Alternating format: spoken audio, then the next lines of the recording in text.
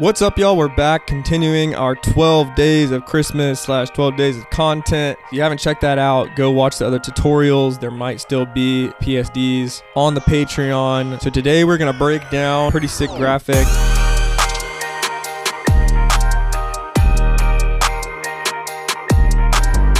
We'll go ahead and start it out. So we have this blue sky picture, and then I just used a selective color to make that look a little faded. And then basically I was just matching it with this photo, and I may have taken this photo, maybe not, I can't remember.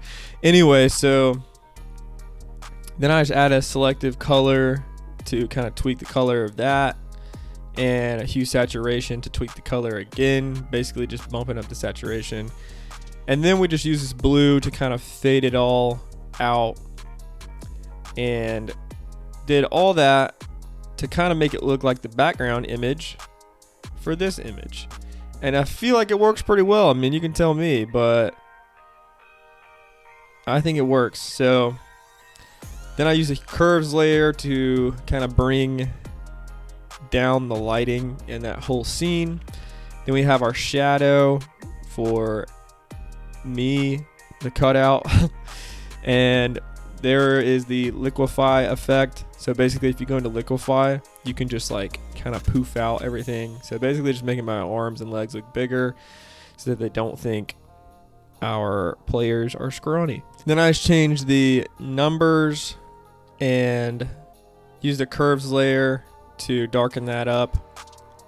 Use a little black brush to darken up the visors. You can't really see my face. Change the 22 to a 23, so that's just from a different jersey. All you gotta do to match it is change the lighting using curves and the color using hue saturation. So got that. Then we added in another layer with a bunch of inner shadows, drop shadows, that sort of thing. So basically just a linear dodge add, another linear dodge add,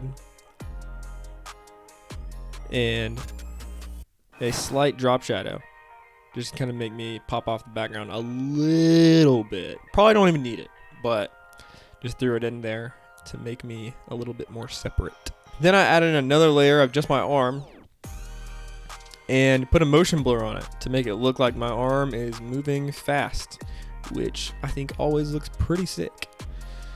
So then I did a selective color on that to brighten it up a little bit.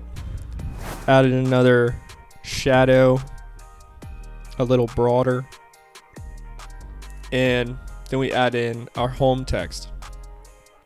And for this, I had to really go in and use a brush and a layer mask to brush out trees, like buildings, all this stuff to make it look like it was sitting down in there. So I think that worked pretty well. And then I just added another layer with an inner shadow, so it really looks like there's some separation between the words and the buildings and trees and whatnot. So I think that looks pretty darn good. I don't know about you. But then we add in our plane. And it's just a plain motion blur. So I added in this string, no place like, and then home in the background. And then I added another layer of that plane and brightened up the plane a little bit, as well as just basically made it a little more saturated, a little more poppy, and then made sure the words were super visible, because this kind of made it look faded. So I wanted to make sure they pop, but also make it look like they're moving. So that's what we did there. And then gave that whole thing an inner shadow effect and a little bit of a drop shadow. So it just kind of separates it from the graphic and then makes it pop with that outline. And then we just had different cloud PNGs that we added in to give this some real sick effectual stuff. And gave these some Gaussian blurs to make it look like they're closer to the camera. And then some of these look a little, more crisp and in focus down here. So Then I just made sure to brighten all those up to make sure they look like the background clouds and are still white and poofy for the most part. And then I added in like the background sky over top of everything, set the soft light, and then just did a gradient downward. Did the same thing again, set it to screen. So it really just like kind of makes sure like everything up here looks like it's in that sky setting. And then used a couple color lookups to blend it all together and make it look like one unified piece. This is what I'm talking about when I tell you guys to work on your blending. It's this sort of thing, making it all look like one cohesive photo basically. So use a couple of those to do that.